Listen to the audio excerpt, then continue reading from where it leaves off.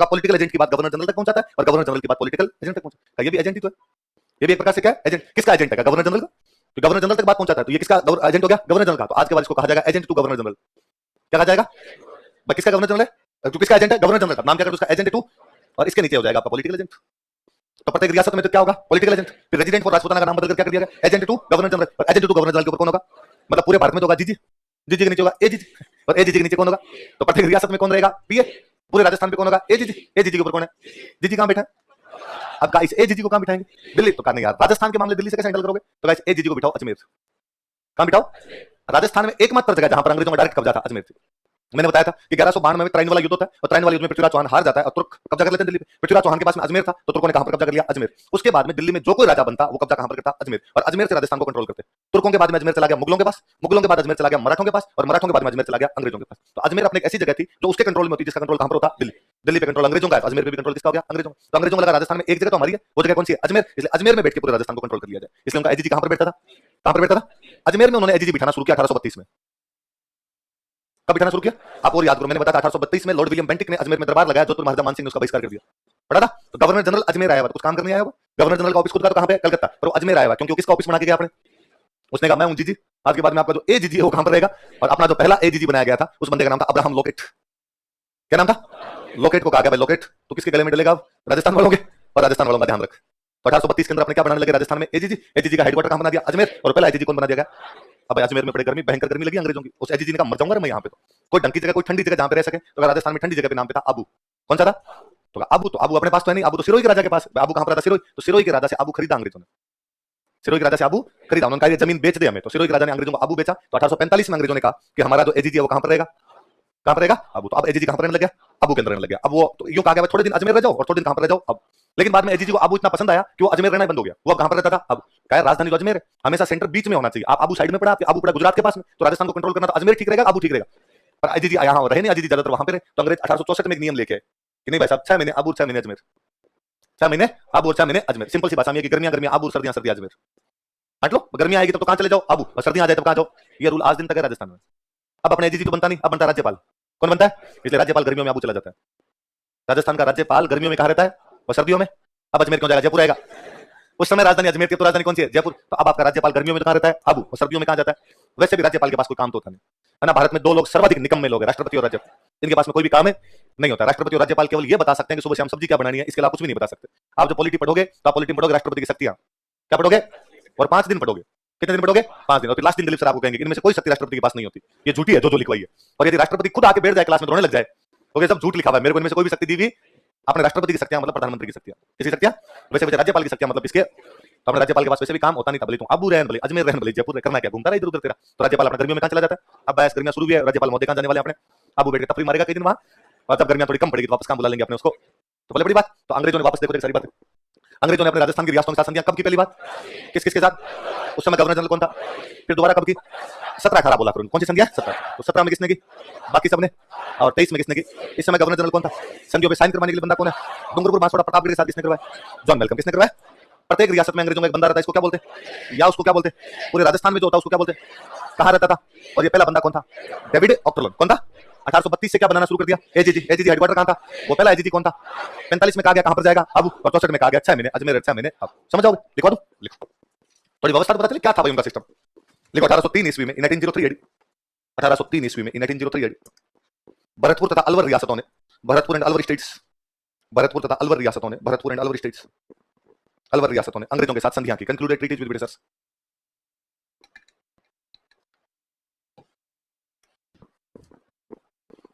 अंग्रेजों के साथ संधियां की, कंक्लूडेड ट्रीटीज विद ब्रिटिशर्स।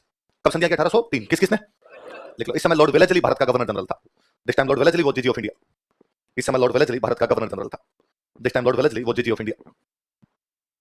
इस समय लॉर्ड वेलेस्ली भारत का गवर्नर जनरल था। This time Lord Wellesley was जीजी ऑफ इंडिया। भारत का जीजी कौन है? Lord Wellesley. मॉडर्न इंडिया पढ़ोगे तब खूब सारी और बातें पढ़ोगे वेलेस्ली की। फिर लाइन चेंज करके लिखो। 1817-18 ईस्वी में इन 1817-18 एडी, 1817-18 ईस्वी में इन 1817-18 एडी राजस्थान की सभी रियासतें अंग्रेजों के साथ संधियां कर लेती है। All states of Rajasthan concluded treaties with britishers. Rajasthan की सभी रियासतें अंग्रेजों के साथ संधियां कर लेती है।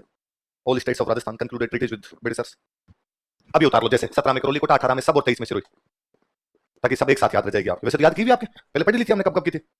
एक साथ कर लो, यहाँ पे लिख लो 17 में करौली कोटा, 18 में सारी, बाकी सारी, और 23 में सिरोही।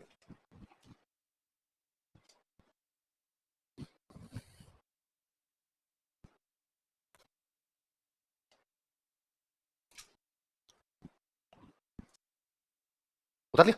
अब लिख लिया। इस समय लॉर्ड हेस्टिंग्स अंग्रेज गवर्नर जनरल था। इस समय लॉर्ड हेस्टिंग्स भारत का गवर्नर जनरल था। This time Lord Hastings was GG of India. इस समय लॉर्ड हेस्टिंग्स भारत का गवर्नर जनरल था। This time Lord Hastings was GG of India. Lord Hastings Bharat का गवर्नर जनरल था।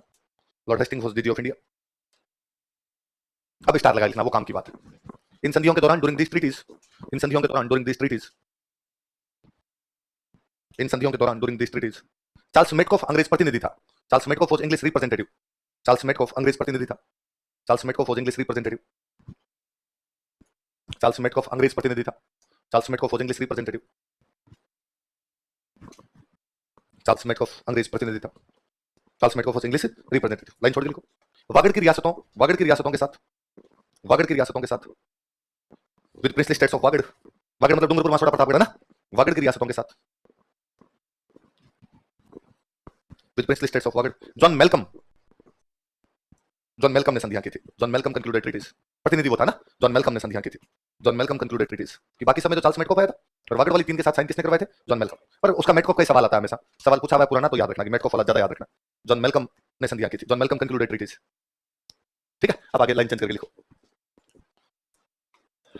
देखो, प्रत्येक रियासत में, इन एवरी स्टेट, प्रत्येक रियासत में, इन एवरी स्टेट या एवरी प्रिंसली स्टेट, प्रत्येक रियासत में, इन एवरी प्रिंसली स्टेट या इन एवरी स्टेट, अंग्रेजों द्वारा पॉलिटिकल एजेंट नियुक्त किया जाता था। कोष्टक में रेजिडेंट लिखना, दोनों नाम लिखना। अंग्रेजों द्वारा पॉलिटिकल एजेंट नियुक्त किया जाता था। ब्रिटिशर्स अपॉइंटेड पॉलिटिकल एजेंट, कोष्टक में लिखना रेजिडेंट। अंग्रेजों द्वारा पॉलिटिकल एजेंट नियुक्त किया जाता था। Britishers appointed political agent,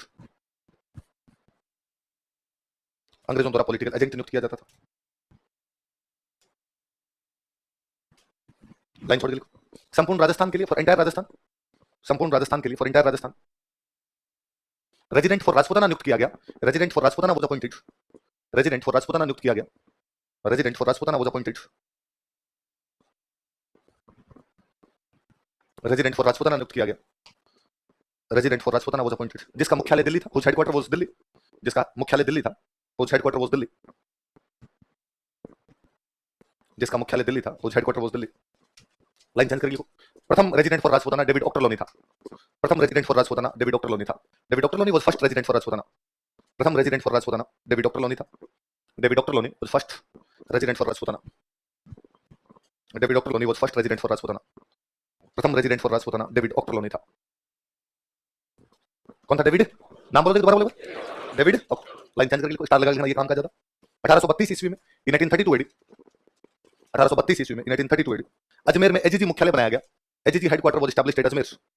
Ajmer में एजीजी मुख्यालय बनाया गया। AGG headquarter was established eight Ajmer. Ajmer में एजीजी मुख्यालय बनाया गया। AGG headquarter was established eight Ajmer. Ajmer में एजीजी मुख्यालय बनाया गया। फिर लाइन चेंज कर लिखो। अब्राहम लॉकेट राजस्थान का पहला एजीजी था। Abraham locket was first AGG of Rajasthan. Abraham locket Rajasthan का पहला एजीजी था। Abraham locket was first AGG of Rajasthan. Abraham locket Rajasthan का पहला एजीजी था। Abraham locket was first AGG of Rajasthan. 1845 ईस्वी में, इन 1845 एडी, 1845 ईस्वी में, इन 1845 एडी, एजीजी मुख्यालय आबू भेज दिया गया। AGG headquarter was shifted to Abu. AGG मुख्यालय आबू भेज दिया गया। AGG headquarter was shifted to Abu. AGG मुख्यालय आबू भेज दिया गया। AGG headquarter was shifted to Abu. एक लाइन और, 1864 ईस्वी में, इन 1864 एडी, 1864 ईस्वी में, इन 1864 ईस्वी में, 1864 एडी, एजीजी के लिए आबू अजमेर में 6-6 महीनों की व्यवस्था की गई। एजीजी के लिए अजमेर तथा आबू में 6-6 महीनों की व्यवस्था की गई। 6 months arrangements were made for AGG in Ajmer and Abu. 6 months arrangements were made for AGG in Ajmer and Abu. AGG के लिए अजमेर तथा आबू में 6-6 महीने की व्यवस्था की गई। AGG के लिए अजमेर व आबू में 6-6 महीने की व्यवस्था की गई। 6 months arrangements were made for AGG in Ajmer and Abu. पहले बड़ी बात, ये क्रांति नहीं शुरू की हमने, ये उनका सिस्टम है। ये अंग्रेजों का अपने सिस्टम क्या था यहाँ पे? पहले बड़ी बात, ये सिस्टम क्या था? तो पहले तो रिलेशन बने कैसे कि जब उन्होंने हमारे साथ में क्या की? संधियां। तो संधियां पहले कब हुई? 3 में, बाद में संधियां कब हुई? 17-18 वाली। 17-18 वाली संधियां करवाने के लिए जो बंदा आया था उनका कौन था? Charles Metcalfe. और 3 नीचे वाली रियासतों के साथ कौन करवा के गया था? John Malcolm. फिर वो हर रियासत में क्या बनाने लगे? Political agent. पॉलिटिकल एजेंट अपनी सूचना किसको देता? Resident for Rajputana. Resident for Rajputana किसको दिया करता था? Governor general. Resident for Rajputana कहां रहता था? दिल्ली। गवर्नर जनरल कहां रहता था? कलकत्ता। बाद में इस रेजिडेंट फॉर राजपुताना का नाम बदलकर किया गया एजेंट टू गवर्नर जनरल, और इसका मुख्यालय कहां बना दिया गया? अजमेर। ऐसा उन्होंने किया 1832। 45 में इसका ऑफिस भेज दिया गया आबू, और 64 में कह दिया गया 6 महीने अजमेर और 6 महीने। पहले बड़ी बात, अपने अब क्रांति शुरू करनी है तो अब अपने क्रांति की बात करते हैं। तो पहले सबसे बड़ी बात, क्रांति हुई क्यों? क्या कारण थे? तो लिखो 1857 की क्रांति के कारण। कॉजेज ऑफ रिवोल्ट ऑफ 1857, यहां से अपने पढ़ने लगते हैं इसको।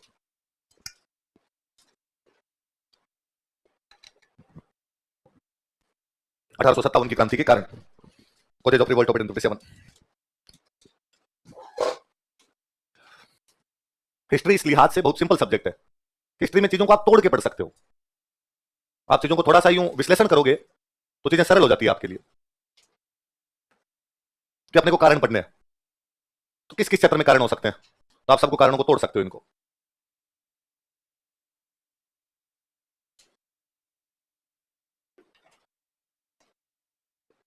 कौन कौन से कारण हो सकते हैं? राजनीतिक हो सकते हैं, प्रशासनिक हो सकते हैं, आर्थिक हो सकते हैं, सामाजिक धार्मिक हो सकते हैं, सैनिक हो सकते हैं, साहित्यिक हो सकते हैं। अच्छा, मॉडर्न हिस्ट्री जो भी होती है, किसी भी देश की मॉडर्न हिस्ट्री हो, वो भले राजस्थान की हो, वो भले आपके इंडिया की हो, वो भले आपके वर्ल्ड की हो, मॉडर्न आते ही दो सवाल हमेशा बनेंगे, कारण और परिणाम। दो सवाल कौन से बनेंगे? कोई ना कोई घटना होगी, उस घटना के कुछ ना कुछ क्या होंगे कारण, उस घटना के कुछ ना कुछ क्या होंगे परिणाम। एक बात और बताऊं, हमने अब तक जो भी हिस्ट्री पढ़ी थी उसमें से सवाल नहीं आते। अब जो हम पढ़ेंगे यहां से सवाल आएंगे। अब तक हमने जो भी पढ़ा था वो काम है नहीं आएगा, अब जो पढ़ रहे हैं ये काम है आएगा। अब तक जो पढ़ा था वो बकवास था, अब जो पढ़ेंगे वो सही में हमारी हिस्ट्री है जिसके अपने सवाल आते हैं। तो आप कहोगे सर आपने पढ़ाई क्यों, क्यों फालतू में हमारा टाइम खराब किया, आप पढ़ाते नहीं, आप ये पढ़ा देते। मेरा खूब बार मन करता है कि मैं राजा महाराजा की हिस्ट्री ना पढ़ाऊं, मैं राजा महाराजा की हिस्ट्री छोड़ दूं, और मेरा जिस दिन बस चलेगा, जिस दिन मुझे लगेगा कि बच्चे इतने इंटेलिजेंट हो गए, मैच्योर हो गए, इस बात को समझते उस दिन मैं पढ़ाना बंद कर दूंगा इसको। अभी तक आप लोग ही मैच्योर नहीं हो। मैं जैसे प्री के बैच होते हैं, तो प्री के बैचों में क्या होता है कि वो जल्दी जल्दी कोर्स करवाना पड़ता है कि 2 महीने में पूरा कोर्स करवाओ, और 2 महीने में ये आरएस का कोर्स किसी भी प्रकार से करवाया नहीं जा सकता। सच्चाई ये है, कितनी बड़ी चीजें होती थी, ज्यादा चीजें होती है, आप 2 महीने में कैसे करवा सकते हो। लेकिन फिर भी आपने प्री का बैच बनाया, आपके पास बच्चे हैं तो पढ़ाओ, पढ़ाओ तो उनको 2 महीने में कराओ। तो हमें लगता है सब्जेक्ट में क्या चीज खाई जा सकती है, तो मैं सबसे पहले राजा महाराजा खाता हूं। किसी भी बेच के अंदर राजा महाराजा नहीं पढ़ाता। मैं भी बच्चों को बताऊं चलो आज हिस्ट्री शुरू करेंगे, और मैं पहले जाते टॉपिक क्या शुरू कर देता हूं 1857 की क्रांति। तो 57 की क्रांति पढ़ लो, 57 ये कल जो टॉपिक पढ़ा है वो 10 टॉपिक, ये 10 टॉपिक पढ़ा है, फिर उसके बाद पढ़ा देता हूं कल्चर। तो ये हो गए, ये हो गए। मैं हमेशा उनको बताऊंगा देखो हिस्ट्री के सवाल आएंगे 15-16, कल्चर और हिस्ट्री दोनों को मिला के 15-16 सवाल आएंगे। उनमें से ये जो पोर्शन मैंने आपको पढ़ाया है यहां से सवाल आएंगे 12-13। कितने सवाल आएंगे? 12 सवाल आएंगे। वो पोर्शन जो मैंने छोड़ दिया वहां से सवाल आएंगे 2। कितने आएंगे? 2। तो 12 और 2 कितने हो गए? 14। 16 आए तो 2 ऐसे आएंगे जो आपको नहीं आएंगे।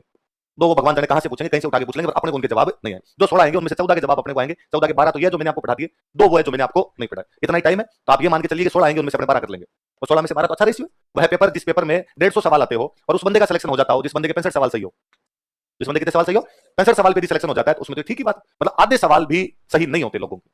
इसका मतलब ये हुआ ना कि 150 में से 65 पे भी सिलेक्शन होता है, इसका मतलब 75 सवाल भी लोगों के सही नहीं। कि सबके यदि 75% सही होते तो मेरिट कितनी जाती है? 75। यदि मेरिट 65 जा रही है इसका मतलब लोगों के 75 सवाल तो सही। और ये तो मैं जनरल बॉयज की मेरिट बताई, आप जैसे नीचे आओगे कम आएगी। कि भाई गर्ल्स की मेरिट है तो आप 2-3 नंबर और कम करो। अब वहां पे 60 सवाल भी सिलेक्शन हो रहा है कि 60 सवाल किसी गर्ल्स के हो गए तो भी उसका सिलेक्शन हो जाएगा। तो मतलब इसका मतलब पेपर का स्टैंडर्ड होता है, और किसी भी बंदे से 75 सवाल भी नहीं होते। उसका कारण भी है कि जिस पेपर के अंदर 10-10 सब्जेक्ट पूछ लोगे उसमें सारी चीजें किसी भी बच्चे को कभी नहीं आ सकती। कैसे आएगी यार? मैं कहता हूं आप 12 महीने नहीं, आप 7 साल पढ़ लो, उसके बाद भी आपसे 100 सवाल नहीं होंगे इसके। कोई कहे कि मैं सारे सवाल कर सकता हूं, 150 में से 100 सवाल हो गए, नहीं होते। वो बहुत भयंकर सवाल है। 100 सवाल का मतलब हो गया कि उसके नंबर आएंगे 130। कितने नंबर आएंगे जाके उसके? इतने में तो देखे नहीं किसी। मतलब किसी बच्चे के हमें 110 से भी ऊपर नंबर होते हैं। कोई बच्चा कहता है 110 तो थुतकारा डाला जाता है, अरे थू थू यार 110 नंबर है, सच में तेरे 110 नंबर है? हाँ सर 110 है, 110 सवाल से। नहीं नहीं भाई वेरी गुड, बहुत अच्छी तैयारी है, मेंस की और तैयारी करो। बाकी तो मैं देखता हूं बच्चों के पेपर दे के आते हैं, सर 87 नंबर है, फ्री हो जाएगा क्या? सर 92 नंबर है, फ्री हो जाएगा क्या? मेरिट ऊपर तो नहीं चली जाएगी सर, इतना ही रहता है। इसका मतलब है सब्जेक्ट खूब सारे हैं और सारे सब्जेक्ट किसी भी बच्चे से पढ़े नहीं जा सकते। कोई आप में से कोई हो, मैं एग्जाम दूं तो भी मेरे साथ ये रहेगा, सारी चीजें किसी भी एक आदमी को आ नहीं सकती। कि एक तो आर्ट्स वालों को तो खा के बैठ जाती है साइंस, मैथ्स, रीजनिंग, तो आर्ट्स वाला उनको छोड़ के जाता है। वो सोच के जाता है कि जो आएगा वो तो वैसे ही आ जाएगा मेरे को, और नहीं आएगा तो कितना ही पढ़ के जाऊंगा तो मेरे को तो नहीं आएगा, तो क्या करना आपने इधर? ये कहिए साइंस वाला छोड़ जाता हिस्ट्री, बोलता है राजा उसकी लुगाई उसके टाबर है, टाबरों में गए कौन याद करे?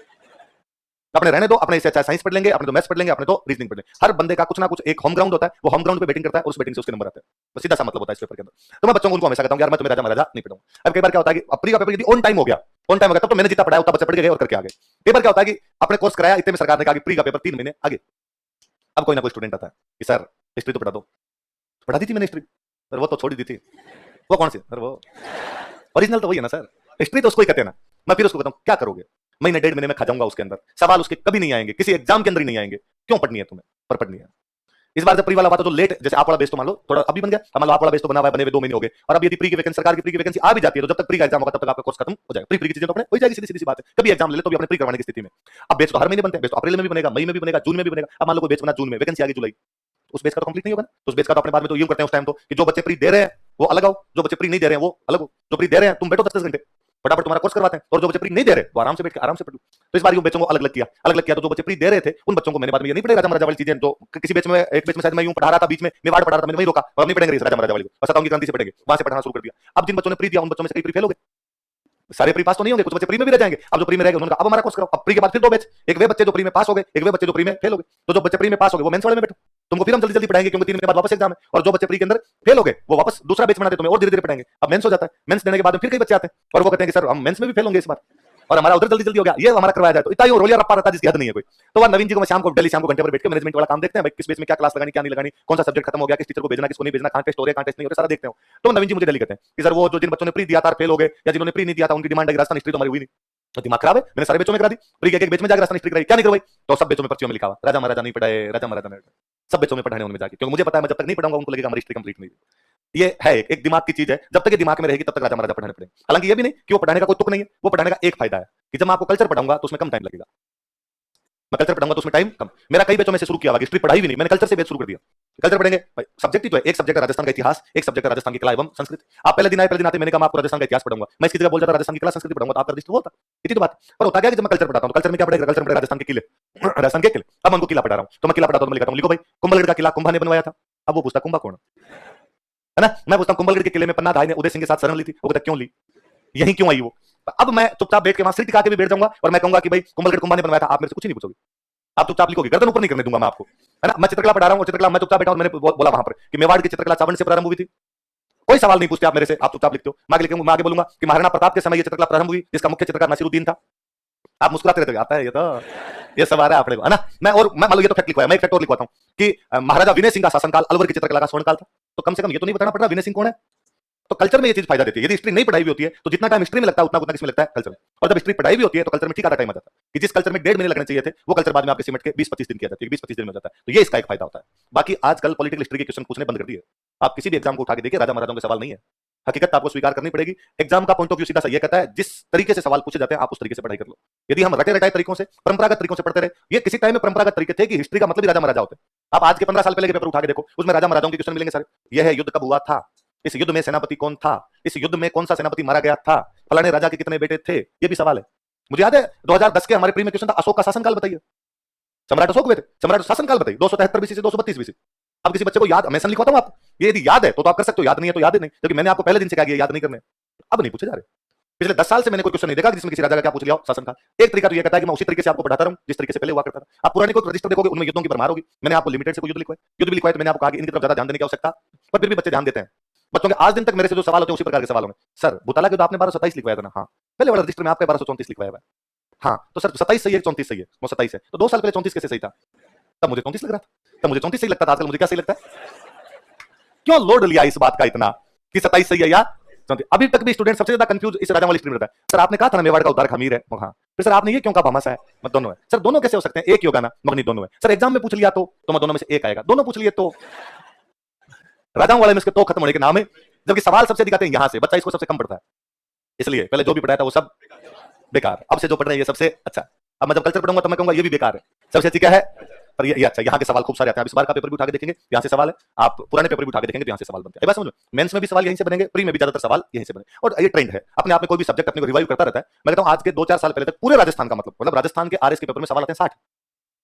कितने सवाल आते हैं, 150 में से 60 सवाल केवल राजस्थान के आते हैं। केवल राजस्थान का मतलब राजस्थान की हिस्ट्री, राजस्थान की कल्चर, राजस्थान की ज्योग्राफी, राजस्थान की पॉलिटी, राजस्थान की इकोनॉमी, राजस्थान का करंट, 6 चीजें मिला कितने सवाल है 60। 10 भी पूछे अगले कितने आगे 60। आप 2000 से पहले के पेपर उठा के देखिए, इन 60 सवालों में से 35 सवाल राजाओं के हैं, 35 सवाल हिस्ट्री के, मतलब हिस्ट्री कल्चर के आपको मिल जाएंगे। ज्योग्राफी पॉलिटी इकोनॉमी के सवाल कम है, जिसमें पॉलिटी का तो मिलेगा ही नहीं, और ज्योग्राफी के सवाल 15 सवाल ज्योग्राफी मिल जाएंगे, 5-7 करंट के मिल जाएंगे, 1-2 पॉलिटी का मिल जाएगा, 1-2 इकोनॉमी का मिल जाएगा। आजकल ठीक उल्टा है, आजकल हिस्ट्री तो आ गई 15 पे, 15-16 पे, पॉलिटी चलेगी 20 पे, राजस्थान की पॉलिटी के 20 सवाल पूछेगा, वो 15-16 सवाल राजस्थान की ज्योग्राफी के पूछेगा, 15 सवाल राजस्थान की इकोनॉमी के पूछेगा। अब एक तरीका ये भी बनता है कि जो 20 साल पहले पूछते थे वो आपको पढ़ा दे, और आपको राजस्थान की पॉलिटी इकोनॉमी पढ़ाए नहीं, और अब जब पॉलिटी इकोनॉमी के क्वेश्चन आते हैं तो पढ़ाई क्या जाए पॉलिटी इकोनॉमी। तो इस बार बाकायदा विकास सर के राजस्थान इकोनॉमी की वीडियो पूरी YouTube पे डालेंगे। और मैं हमेशा कहता हूं इस बार आरएस की मेरिट 5 नंबर ऊपर गई, आरएस की मेरिट जानी थी 80 लेकिन मेरिट गई 85। उसका एकमात्र कारण विकास सर है कि विकास सर ने इकोनॉमिक सर्वे इतना पढ़ा दिया कि राजस्थान के हर बंदे के 5 नंबर बढ़ गए। इसलिए मैं हमेशा उनको हंसता रहता हूं विकास जी को कि यार आरएस वाली मेरिट बढ़ाने में आपका सबसे बड़ा हाथ है। और आज भी कोई स्टूडेंट एडमिशन लेना आता है, ऐसा स्टूडेंट जिसने प्री दिया था अपना स्टूडेंट नहीं था, वो ऑफिस में विकास जी को कहता है सर मैंने आपके वीडियो देखे थे, क्योंकि सब लोग राजस्थान में जो सीरियस कैंडिडेट थे वो विकास जी वाले इकोनॉमिक सर्वे की वीडियो देखेंगे, क्योंकि इकोनॉमिक सर्वे राजस्थान में कोई पढ़ाता ही नहीं। लोग जानते ही नहीं कि राजस्थान की इकोनॉमी नाम की भी कोई चीज होती है। लोग कहते हैं स्प्रिंग बोर्ड के सिलेक्शन क्यों जाते हैं, इसलिए हम इस पेपर का ट्रेंड जानते हैं कि पेपर में क्वेश्चन कैसे आते हैं। इस बार आप शाम को कभी खड़े रहा वहां पर, और जो इस बार मेंस दे के बच्चे उनकी बातें सुना कीजिए। कोई टीचर के पास खड़े रहो, सारे बच्चों का एक सवाल, जो बच्चे मेंस दे के इस बार आ रहे हो सब है, पूछो किसी से जो बच्चा मिला पेपर कैसे हुआ, सर अच्छा हुआ, अच्छा कैसे, अच्छा वास्तव में अच्छा, अरे सर होना ही था, सारे पेपर नोट्स में से थे, सारे पेपर टेस्ट सीरीज में से थे, सारे पेपर किस में से थे, पब्लिक के पेपर की तो हालत ये है कि अपना कोई एक पेपर है पूरा छाप रखा है आरपीसी में, एक इधर अपने हुआ था एथिक्स का पब्लिक का पेपर छाप रखा है, मतलब उस पेपर को मिलाया जाए तो यूं लगता है कि अपने पास पेपर आउट था, उसको कोई मिला लेना तो पेपर। और दिग्विजय सर ने क्लास के अंदर पढ़ाते टाइम कहा होगा ये इंपॉर्टेंट लिखो, स्टार लगाओ, वो सवाल पूछा दूसरे पूछे हुए और नहीं कि बाकी यूं लगता है यार ये सवाल पूछे जाए। अब इसका मतलब ये नहीं है कि भाई अपने को पेपर का पता चलता है, इसका मतलब है अपने को पेपर के ट्रेंड का पता चलता है कि पेपर का ट्रेंड कैसा है। और मैं कहता हूं ये आपको भी पता चलेगा। आप 6-7 महीने ढंग से पढ़ लो, उसके बाद आपने जो सब्जेक्ट पढ़ लिया उसको जब दोबारा पढ़ने बैठोगे आपको पता चलेगा कि कहां से सवाल आ सकता है, कहां से सवाल नहीं आ सकता। आपको पता चलेगा कि ये सवाल कभी नहीं आएगा कि राइमल ने उद्दा को कौन से युद्ध में रहा था, ये जावर दाड़ीपुर केवल लिखने के हैं। क्योंकि यदि वो नहीं पढ़ाया जाए तो अपने ये समझ में नहीं आता कि कुंभा को मारा उद्दा ने था तो राजा राइमल कैसे बन गया। अब उस लाइन को पढ़ने से समझ में आता है कि राइमल ने उद्दा को हरा दिया, इसका मतलब राइमल राजा बन गया। बस उस दिमाग के कंफ्यूजन को दूर करने के लिए एक लाइन लिखाई, उस लाइन का सवाल कभी भी बनता, ये धीरे धीरे आपको पता चलने लग जाएगा। आप पुराने पेपर का ट्रेंड देखोगे, आपको पुराने पेपर का पता चल जाएगा। पहले बड़ी बात, इस बार मेंस में हिस्ट्री के जितने क्वेश्चन वो सारे यहां से मॉडर्न से, उससे पिछली बार के कुछ नहीं। और ऐसा सब एग्जाम के अंदर है। इस बार प्री वाला जब पेपर हुआ था तो प्री वाले पेपर से पहले और दिलीप सर ने हमें कहा कि यार सब बच्चों की मैराथन क्लास ले लो। एक मैराथन क्लास का मतलब था कि एक दिन में पॉलिटी पढ़ा दो, एक दिन के अंदर इकोनॉमी पढ़ा दो, एक दिन में इनको राजस्थान इंपॉर्टेंट जो तुम्हें इंपॉर्टेंट लगे। भाई मास्टर को इतना तो पता चलता है इंपॉर्टेंट, और ये नहीं पता चलता तो मास्टर का आएगा भूंगला बाद में, तो पता नहीं चल रहा तेरे को क्या सही है इसमें क्या नहीं है। तो ये यार बड़े बड़े से सब्जेक्ट एक बार करा दो, जो बहुत बड़े सब्जेक्ट है उनको तो हाथ मत लगाओ, जो सब्जेक्ट आपको लगता है एक दिन में करा सकता हूं उनको करा दो। तो मेरी लगाई सबकी क्लास लगाई, पॉलिटिकल लगाई, इकोनॉमी लगाई, तो मेरी लगाई, तो मैंने उनको आते वापस कहा कि भाई तुम्हारा क्या पढ़ा हुआ है क्या नहीं पढ़ा उसको भूलिए, अभी केवल इतना याद रखिए कि अपने एग्जाम के अंदर क्या क्वेश्चन आ सकते हैं। तो एग्जाम के अंदर आ सकते हैं अपने इस मॉडर्न इंडिया के, मॉडर्न राजस्थान के आ सकते हैं और कल्चर के आ सकते हैं, 57 की क्रांति से लेकर एकीकरण तक, और कल्चर के जो मोटी मोटी बातें वो मैं आपको बता देता हूं। तो एक 5-6 घंटे की क्लास है, 5-6-7-8 घंटे, 5-6 घंटे की क्लास है। 6 घंटे के लिए मैं पीपीटी बना के लाया था। ज्यादातर बच्चों की चीजें याद थी, रिवीजन नहीं तो करवाना, पढ़ाना तो क्या पढ़े हुए हैं बच्चे, एक दिन में क्या पढ़ाया जा सकता है, रिवीजन कराना। मैं बोल के रिवीजन करा दिया। आरएस वाले में जो क्वेश्चन आए थे उतने आगे, आरएस में बच्चे थोड़े होते हैं, जितने आए थे उसमें से भी क्वेश्चन आगे, बाहर से भी आगे बच्चों ने कर पूरा लिया। उसके थोड़े दिन बाद में एग्जाम हुआ ग्राम सेवक का। ये जो छोटे छोटे चैनल बने हुए जो अपने कहानियों वाली वीडियो डालते रहते हैं, इन्होंने वो कोई एक वीडियो वो पूरा 6 घंटे का वीडियो डाला, ऊपर लिखा राजू सर ने पढ़ाया ग्राम सेवक परीक्षा के बारे में, एक ही दिन में कीजिए ग्राम सेवक का कोर्स। और किसी बच्चे ने वो कोर्स उधर डाल दिया। उस ग्राम सेवक में शायद 3 पेपर आए थे, अनंत को 3-3 सेट में हुआ, शायद 3 या 2 सेट में कितना मुझे पता नहीं। उसके सारे क्वेश्चन उस एक क्लास में से। अब यदि कोई पकड़ना चाहे तो मुझे पकड़ के ले जाए बोले कि तुम्हें इस 3 पेपर के सारे क्वेश्चन कैसे पता है। अब मुझे क्या पता यार, इंपॉर्टेंट क्वेश्चन यही है। जब पूरी दुनिया को इंपॉर्टेंट लगते हैं, मुझे लगेंगे वो एग्जामिनर को लगेंगे, एग्जामिनर को लगेंगे तो वो एग्जाम के अंदर पूछ लेगा। अब कोई बच्चा मेरे को कई बार कहता है अरे सर आपको सब पता चलता है, पहले सारे क्वेश्चन पता चल गए। अरे नहीं चलता, ये तेरे को भी चलता है। तेरे को नहीं चल रहा है क्योंकि तू तेरे सब्जेक्ट की तरफ ढंग से ध्यान नहीं देता। आप थोड़ा सा किसी सब्जेक्ट के अप्रोच को देखोगे, आपको पता चलेगा कि कहां से सवाल बन सकते हैं, कहां से सवाल, और ऐसा हर स्टूडेंट को पता चलना चाहिए। यदि किसी स्टूडेंट को पता नहीं चल रहा है अप्रोच का, इसका मतलब धूल में लट मार रहा है, इसका मतलब एक्जेक्टली उसको जो पढ़ाई करनी चाहिए पढ़ाई नहीं करता। वो पिन पकड़नी बेहद जरूरी है। तो हिस्ट्री के अंदर ये भी आप पकड़ना सीखिए कि मॉडर्न राजस्थान में या मॉडर्न इंडिया में या वर्ल्ड हिस्ट्री में जब भी आप पढ़ोगे और मेंस का कोई भी सवाल बनेगा तो 2 ही बन सकते हैं, या तो उसका कारण या उसका परिणाम, या तो कारण या तीसरा सवाल बनता है घटनाएं। क्या बनता है? घटना। तो घटनाएं हो सकती है, घटना के अलावा कोई चीज बनेगी तो क्या होती है कारण और या क्या होती है परिणाम। मैंने कई बार आपको बताया कारण का सिंपल सा मतलब है उस घटना से पहले होने वाली सारी घटनाएं कारण है, उस घटना के बाद में होने वाली सारी घटनाएं क्या है परिणाम। हिस्ट्री इस मामले में और साधारण सब्जेक्ट हो जाता है कि आप उसको तोड़ सकते हो, उसको भागों में छोटा छोटा करके पढ़ सकते हो। अब हिस्ट्री के कारण पढ़ने आप पढ़ लो, राजनीतिक क्या थे, प्रशासनिक क्या थे, आर्थिक क्या थे, सामाजिक क्या थे, सैनिक क्या थे, साहित्य क्या थे, और किसी भी सब्जेक्ट में इस प्रकार की सहूलियत नहीं मिलती है ना। ज्योग्राफी में जवार भाटा याद करना, तो जैसे जवार भाटा वैसे वैसे करना पड़ेगा। चट्टानों के जो प्रकार है, जो ज्योग्राफी में लिख रखे हैं वो करने पड़ेंगे। आप अपनी तरफ से कुछ भी उसके अंदर करें, अपनी तरफ से है, अपना ही थोड़ा है, राजनीतिक कर लो, प्रशासनिक कर लो, सामाजिक कर लो। यार एक साथ 20 कारण याद रखे जाएंगे, 3-3 याद कर लेंगे तो 3 याद हो सकते हैं। पहले लिखो राजनीतिक कारण, पॉलिटिकल कॉजेस। इसलिए कभी भी कोई ऐसा क्वेश्चन है हमेशा खुद दिमाग लगाना कि इसको मैं छोटा कैसे कर सकता हूं। राजनीतिक कारण, पॉलिटिकल कॉजेस।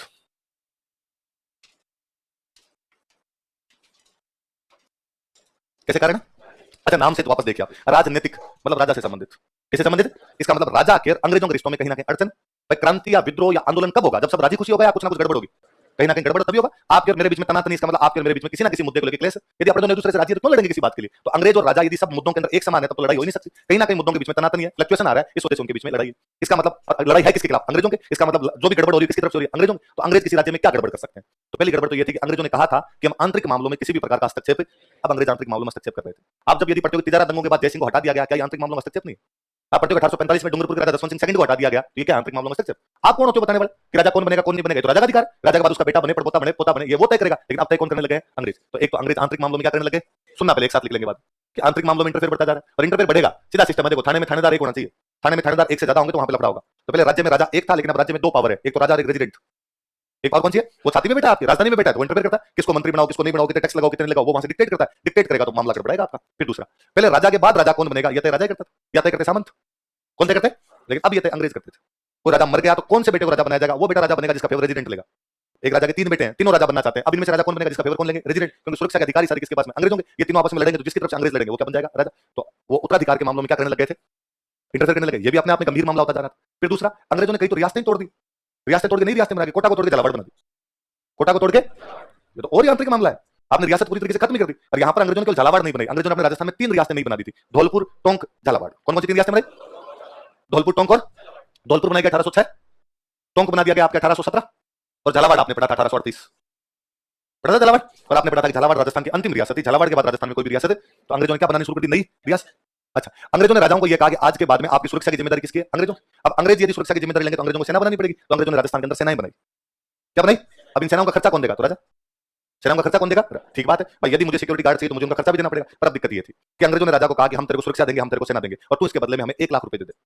कितने दे दे? एक। अब राजा ने 1 लाख रुपए दिए और अंग्रेजों ने उसको क्या दे दी? सेना। अब राजा सेना के रूप में डिपेंड किस पे हो गया? अंग्रेजों पे। अब अंग्रेजों ने थोड़े दिन बाद कहा लाख में तो बात नहीं पड़ेगी, 1.5। तो राजा कितने देगा उनको? 1.5। अब उन्होंने थोड़े दिन कहा 1.5 में तो क्या होता है, महंगाई नाम की भी कोई चीज है, 2। हमारे को हथियार नहीं मंगा लिए, 2.5। अब राजा घर से तो देने से रहा, राजा कहां से लेगा ये पैसे? जनता से। और जनता पे जब टैक्स बढ़ेंगे तो जनता राजी रहेगी, आंदोलन करेगी? आंदोलन नहीं करेगी। तो अंग्रेज आंतरिक मामलों में, उत्तराधिकार के मामलों में भी हस्तक्षेप। अंग्रेजों ने क्या बनानी शुरू कर दी? नई रियासत। क्या बनानी शुरू कर दी? और इन सेनाओं का खर्चा किस पे डाल दिया गया? राजा। राजा वाला खर्चा किस पे पड़ रहा है? जनता पड़ रहा है। इन सब मामलों से गड़बड़ा गया सिस्टम, और यहाँ पर लोगों ने क्या कर दी? क्रांति। तो राजनीतिक कारण कितने हैं? आंतरिक मामलों में हस्तक्षेप, उत्तराधिकार के मामलों में हस्तक्षेप, नई रियासतें, नई सेना। क्या क्या चार बोलो देखे? आंतरिक मामलों में हस्तक्षेप, उत्तराधिकार के मामलों में हस्तक्षेप, नई रियासतें, नई सेना। मैं सेना बता दूंगा कौन कौन सी, लिखो अभी। इसी में ABC लगा के लिखना, ABCD लगा के लिखो।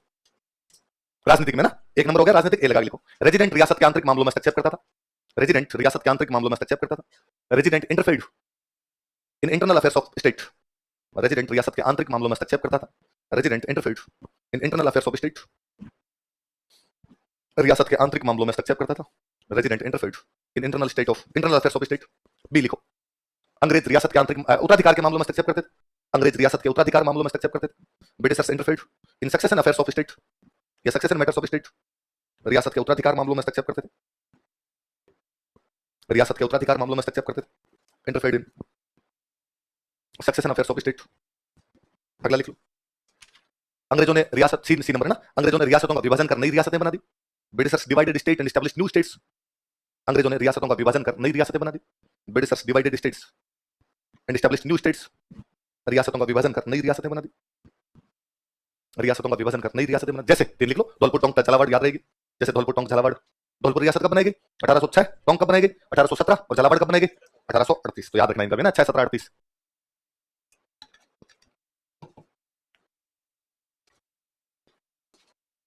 कब कब बनेगी बताओ देखिए? 6, 17, 38। 1806, 1817 और 1838। 6 में कौन सी बनी? धौलपुर। 17 में कौन सी बनी? और 38 में कौन सी बनी? डी नंबर लिख लो। राज्यों की सुरक्षा के लिए, फॉर सिक्योरिटी ऑफ स्टेट्स। राज्यों की सुरक्षा के लिए, फॉर सिक्योरिटी ऑफ स्टेट्स, अंग्रेजों ने नई सेनाएं बनाई। ब्रिटिशर्स एस्टैब्लिश्ड न्यू फोर्सेज या न्यू मिलिट्रीज। न्यू फोर्सेज लिख लो। अंग्रेजों ने नई सेनाएं बनाई। Britishers established new forces. तथा इनका खर्च रियासतों पर डाल दिया गया या राजाओं पर डाल दिया गया। तथा इनका खर्च रियासतों पर डाल दिया गया। Their expenditures were imposed on states. तथा इनका खर्च रियासतों पर डाल दिया गया। And their expenditures were imposed on states. इनका खर्च रियासतों पर डाल दिया गया। जैसे मैं लिख रहा हूं कौन कौन सी ये सेनाएं बनाई थी ना। 1822 में 2 सेना बनाई गई। एक सेना का नाम था कोटा कंटिजेंट। कौन सी सेना? कोटा। और इनका हेडक्वार्टर बनाया गया देवली। हेडक्वार्टर कहां पे था? देवली। कहां पर था? टोंक। टोंक में देवली नाम की जगह है, यहां पर एक छावनी बना के एक सेना कौन सी बना दी गई? कोटा कंटिजेंट। इसी साल एक सेना और बनाई गई, मेरवाड़ा बटालियन। कौन सी बटालियन बनाई गई? मेरवाड़ा बटालियन। और इसका मुख्यालय बना दिया गया ब्यावर। ब्यावर कहां पर था आपका? अजमेर। 1835 में फिर 2 बटालियन बनाई गई। एक बनाई गई जोधपुर लीजियन और इसका मुख्यालय बनाया गया आपके एरिनपुरा। कहां पर बनाया गया? पाली के अंदर एक जगह पड़ती है। एक बटालियन बनाई गई शेखावटी ब्रिगेड। अलग अलग इलाकों के लिए अलग अलग बना ली उन्होंने। और शेखावटी ब्रिगेड का मुख्यालय बनाया गया झुंझुनू। कहां पर बना दिया गया? 1841 में एक बटालियन बनाई गई मेवाड़ भीलकोर। और मेवाड़ भीलकोर का मुख्यालय बना दिया गया खेरवाड़ा। मेवाड़ भीलकोप्स। खेरवाड़ा। खेरवाड़ा कहां पर पड़ता है आपका? उदयपुर। मेवाड़ भीलकोप्स याद रखना है थोड़ा, मुझे याद है आरएस के एग्जाम में क्वेश्चन था शेखावटी ब्रिगेड का मुख्यालय कहां बनाया गया था? कहां बनाया गया था? ऐसे पूछ लेंगे जोधपुर लीजियन का मुख्यालय कहां पर था? कहां पर था? एरिनपुर। मेरवाड़ा बटालियन का ऑफिस कहां पर बनाया गया? ब्यावर। मेवाड़ भीलकोप्स कहां पर रखी गई? खेरवाड़ा। सारी उतार लो। कोटा कंटिजेंट की छावनी कौन सी थी? देवली। देवली कहां पर था? टोंक। जोधपुर लीजियन कहां पर रखी गई? एरिनपुरा।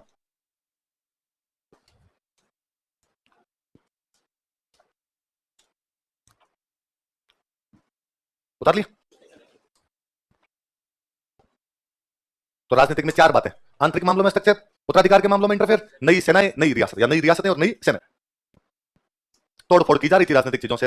ये चीजें यहां के लोगों को पसंद नहीं आ रही थी।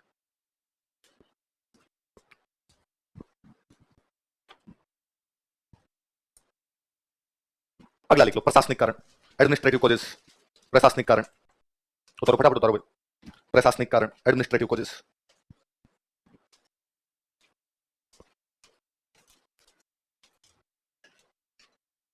उतार ली सबने अब तो? आगे चलो बोले। नहीं होता है, किसी पड़ोस वाले की देख लो अपना। अच्छा, प्रशासन में क्या, पहले एडमिनिस्ट्रेटिव को, तो पहले ये तो देखा जाए कि भाई अंग्रेजों के आने से पहले अपना प्रशासन कैसा था, अंग्रेजों के आने के बाद प्रशासन में चेंज हुए और वो चेंज यहाँ के लोगों को पसंद नहीं है, इसीलिए कुछ लफड़ा हुआ। यदि वो चेंज लोगों को पसंद आते तब तो कोई दिक्कत ही नहीं थी। तो पहले क्या प्रशासन था हमारा, तो पहले प्रशासन के नाम पर यह था कि अपने यहाँ एक रियासत होती, रियासत में एक होता राजा, कौन होता, और राजा के नीचे होते सामंत। राजा के नीचे कौन होते, तो राजा अपना प्रशासन किसके माध्यम से चलाता था, सामंत। वो सामंतों का था। एक सामंत बनाया तो उसने कहा कि यहाँ पे जो लोग रहते हैं इनसे तू टैक्स लेगा, यहाँ पे जो लोग रहते हैं इनसे तू क्या लेगा, टैक्स, और इन लोगों की रक्षा करेगा। सामंत के दो काम है, जनता से टैक्स लेना और जनता की, एक आदमी यही चाहता था उस दौरान, और कोई हेल्थ और एजुकेशन नाम की तो कोई ज्यादा जरूरत थी नहीं। आदमी ये था कि मैं जीवता रहूं, कोई मार के ना जाए, मैं जैसे हूं मेरा शांतिपूर्ण जीवन जी लूं, ये तू ध्यान रख ले बस इतना कि मेरे साथ किसी प्रकार की जीवन के साथ कोई भी हानि नहीं होनी चाहिए, इसके बदले मैं तेरे को क्या दे दूंगा, टैक्स। सिंपल सी बात। तो सामंत जनता से टैक्स लिया करते और उनकी क्या किया करते, रक्षा, सिक्योरिटी वाला मामला हुआ करता था। तो ये अपने सिस्टम हुआ करता।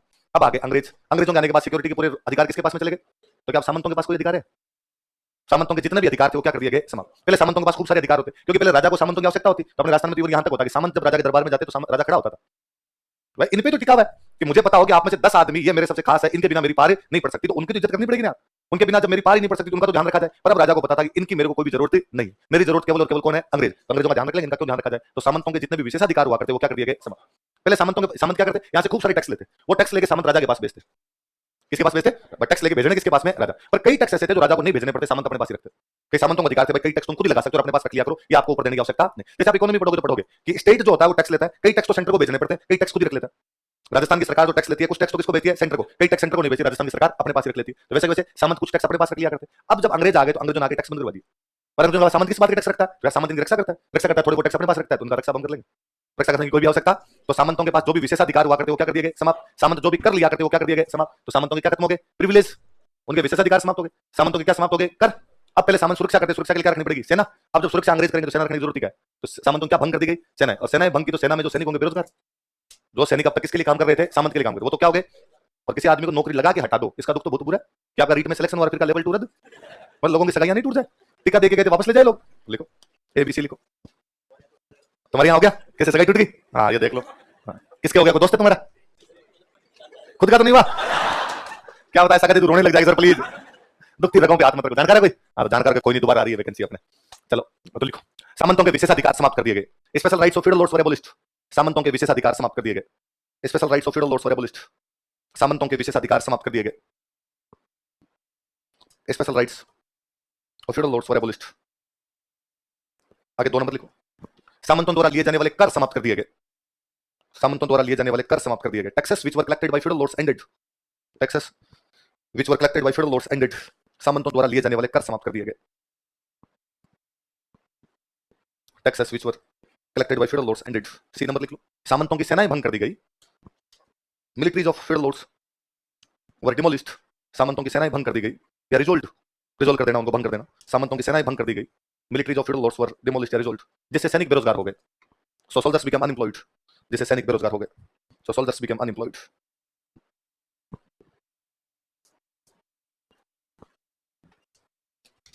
सैनिक क्या हो गए, बेरोजगार हो गए। आई बात समझ में। तो हम आगे पढ़ेंगे, जब क्रांति पढ़ेंगे तब पढ़ेंगे कि अपने जितने भी सामंत है वो सारे अंग्रेजों के खिलाफ लड़े।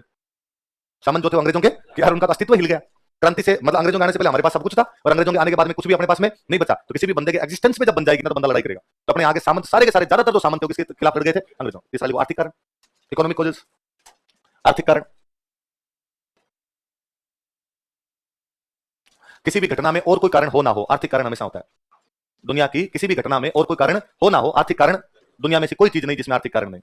मैं सुबह से लेके शाम तक कुंभा सांगा करता रहता हूं, कारण क्या है, आपको लोगों के बाप के नाम भी याद करने पड़ते हैं, कारण क्या है, क्यों पढ़ रहे हैं। आपको कह दिया जाए कि भाई नौकरी अपने तो नहीं करनी, आरएस वारिस बनना नहीं है, इस प्रकार की आर्थिक चीजों की आवश्यकता नहीं है, तो क्यों याद करो, आप कुंभा का बाप मोकल है, कहां पढ़ा आपने याद करने को इनको, या दूसरी चीजें भी क्यों पढ़नी पड़े। तो आप भी पढ़ रहे हैं, तो इसके पीछे कारण क्या है।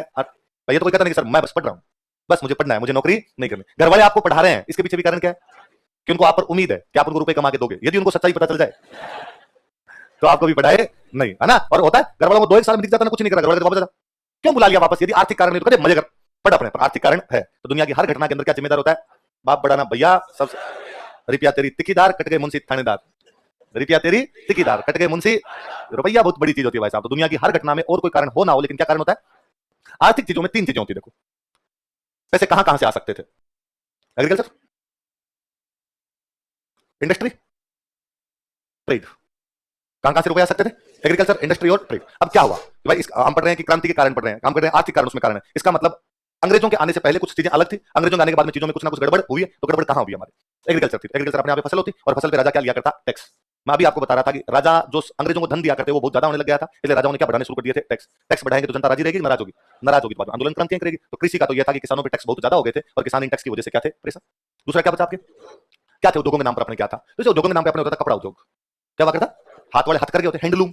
हैंडलूम तो चरखे टाइप के होते, उनसे आपको काटते और मान लो एक आदमी, मैं एक बंदा हूं, मेरे पास में कपड़ा उद्योग है, मैं पूरे दिन में इतना सूत काट देता हूं या इतना कपड़ा काट लेता हूं कि एक शर्ट बन जाए। क्या बन जाए? इस एक शर्ट के कपड़े को मैं मार्केट में बेचता हूं और मान लो मेरे को मार्केट में 60 रुपए मिलते हैं इसके। कितने रुपए मिल गए? तो मुझे लगता है महीने में यदि मैंने 30 शर्ट का कपड़ा बना दिया तो 2000 रुपए का जुगाड़ तो कर लिया, 1800 रुपए तो मेरे आ गए। 2-4 दिन काम भी नहीं हुआ तो मेरे तो 1200-1300 रुपए तो हो गए। यही होता है। अब आगे अंग्रेज। अंग्रेजों के आने के बाद हमें यह चीज माननी पड़ेगी कि अंग्रेज हमसे दुनिया में आगे निकल चुके थे। अंग्रेजों के वैज्ञानिक आविष्कार होने लग गए थे। जब हमारे लोग अभी तक बैठ के हाथ से काम कर रहे थे तब अंग्रेजों की मशीनें आ गई। क्या वहां पे? वहां मैनचेस्टर नाम का एक शहर है और मैनचेस्टर नाम के एक शहर में एक मशीन लगी हुई है और मशीन में एक आदमी बैठ के इधर बटन दबाता है, इधर से वो रुई डाली जाती है और शाम तक इतने कपड़े बनाए जा सकते हैं, इतने कपड़ों का कपड़ा काटा जा सकता है, सूत काटा जा सकता है कि 100 शर्ट बन जाए। कितने शर्ट बन जाए? आपका एक आदमी एक दिन के अंदर एक शर्ट का कपड़ा काटता है, वहां की मशीन एक दिन में एक आदमी के काम से कितने का कपड़ा काट देती है? 100 का। और जब भी चीजें बल्क में बनेगी, जब भी चीजें ज्यादा बनेगी तो सस्ती होगी। बल्क में बनेगी तो कैसी होगी? मशीन से जब कोई चीज बनेगी तो क्वालिटी अच्छी होगी। अपने वाले के अंदर उतनी अच्छी क्वालिटी नहीं आ पा रही थी, मशीन वाले में क्वालिटी भी अच्छी आ रही थी। यहां यदि किसी ने शर्ट बनाया तो हाथ से टांके लगाए हुए थे, वहां से कोई शर्ट बन के आया तो डबल तुरपाई थी मशीन वाली। टांका अंदर की तरफ था, दिखाई भी देता नहीं था। आपके टांके वैसे थे जैसे मम्मी गुड़ डोंगे लगाती है, बाहर दिखते हैं मोटे वाली सुई से जो टांके लगाए जाते हैं, लगाते हैं। समझते हो वो बात? तो अब दोनों चीजों में मरे आप। आपकी क्वालिटी खराब हो गई क्योंकि मशीन वाली क्वालिटी अच्छी थी और आपकी चीजें महंगी हो गई, बाहर वाली चीजें क्या थी? सस्ती। अब मार्केट में एक बंदे के पास में दो चीज पड़ी है, एक शर्ट उसको इंडियन शर्ट है वो मिल रहा है 60 रुपए का, एक शर्ट अंग्रेजों का है वो मिल रहा है 12 रुपए का। क्या करेगा बंदा? अब जब 12 वाला खरीदेगा तो 60 वाला नहीं खरीदेगा, इसका मतलब इंडियन माल बिकना बंद हो गया। माल बिकना बंद हो गया तो फैक्ट्री कितने दिन तक चलेगी? फैक्ट्री बर्बाद हो जाएगी। फैक्ट्री बर्बाद हो जाएगी तो बंद होगी, बंद होगी तो वहां वाले मजदूर कहां जाएंगे? अब वो मजदूर खेती की तरफ आ गए। मजदूर किधर आ गए? तो खेती में और समस्या आ गई, एक अनार 100 बीमार। पहले हम घर में 4 भाई थे, 2 भाई करते खेती, 2 भाई फैक्ट्री में काम करते। अब फैक्ट्री बंद होगी तो वो 2 भाई भी कहां पर आ गए? खेत। तो खेत छोटे छोटे हो गए और जब भी खेत भी छोटे होंगे तो पैदावार उतनी नहीं होगी जितनी बड़े खेत के अंदर हो सकती है। बड़े खेतों में पैदावार ज्यादा होती है, छोटे छोटे खेतों में पैदावार ज्यादा। क्योंकि बड़ा किसान है तो उसके पास में रिस्क कैपेसिटी ज्यादा है, बड़ा किसान है उसके पास में पैसे ज्यादा है, बड़ा किसान है उसके पास में इन्वेस्टमेंट ज्यादा हो सकता है। किसान छोटा तो रुपए नहीं है, इन्वेस्टमेंट नहीं है, इन्वेस्टमेंट नहीं है तो पैदावार भी उतनी होगी जितना घर पे आप खा सकते हैं। भाई बात सुन, मैं हमेशा कहता हूं कि भाई आप राष्ट्रवाद की कितनी छड़ियां खा लो लेकिन फिर भी दिवाली पे लाते तो चाइनीज लड़ियां ही है ना। खूब कहेगी चीन वह देश है जो हमारे सैनिकों को मार देता है और उनके सैनिकों की बंदूक हमारे पैसे से आती है। हम चाइनीज माल खरीदते हैं, चाइना के पास रुपए जाते हैं, चाइना उससे बंदूक खरीदता है, बंदूक से हमारे सैनिकों को मार देता है, इसलिए हम चाइनीज माल नहीं खरीदते। आपको दिवाली पे घर के लगाने के लिए, सजावट के लिए लड़ियां चाहिए और आप गए उनके पास, दुकान वाले के पास, और आप घर पे सोच के गए कि इस बार मैं चाइनीज माल खरीदूंगा नहीं। और आपने जाके पूछा भाई साहब वो रोशनी वाली लड़ियां दिखा देके, दुकानदार ने कहा भाई साहब ये 2 लड़ियां ये पड़ी अपने इंडियन एकदम स्वदेशी माल है, आजकल स्वदेशी चल रहा है तो ये खरीदिए और ये 600 रुपए की। कितने की है? 600 रुपए। कैसे क्या चलेगी? उसने बताया भाई पूरे घर पे लग जाएगी। कितने फीट का आपका घर है? आपने बताया इतना है। हाँ पूरे में लग जाएगी, चिंता मत करो। और ये लाल रंग की चलेगी या हरे रंग की चलेगी या नीले रंग की चलेगी। और एक बार जब जला लो 2 दिन जला लेना दिवाली पे, बाद में आराम से इसको पैकिंग करके रख देना, अगले साल दिवाली पर वापस काम आ जाएगी, 2 सीजन आराम से निकलेगी। आपने कहा ठीक है। हमने और कोई? उसने एक ही वैसे चाइनीज भी है, ये 150 रुपए की है। कितने की है? 150 पर एक ही सीजन चलेगी। पर ये आप पूरे घर पे आ जाएगी और ये एक रंग की नहीं है, ये अलग अलग रंग है, एक लाल है, एक हरा है, एक पीला है, एक लाल है, एक नीला है। अपने वाली केवल एक बार चलेगी, ये थोड़ी थोड़ी देर में चस बुझ करेगी। आप कौन सी लेके आओ? आपको लगता है अगले सीजन काम नहीं भी आएगी तो इस सीजन 150 रुपए में महंगी थोड़ी है। इस सीजन तो घर चस बुझ रहेगा, घर सबसे बूटा दिखेगा तो आप इधर उधर देखते हो कि कोई देख तो नहीं रहा, फिर आप कहते हो चल चाइनीज वाले देते अंदर डाल, पैकिंग स्वदेशी वाला लगा देना इसके ऊपर।